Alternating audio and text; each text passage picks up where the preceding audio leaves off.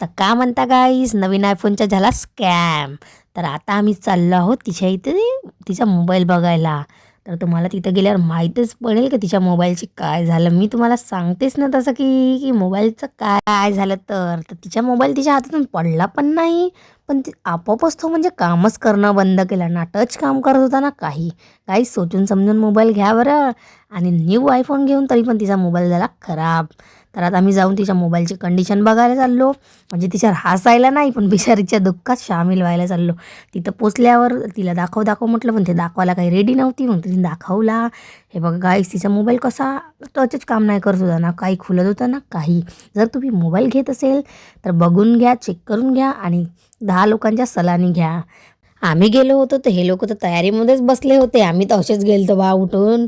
आणि मग त्याच्यानंतर मग हे लोक गेले बर्डीला. मला तर काही घ्यायचं नव्हतं म्हणून मी काही गेली नाही.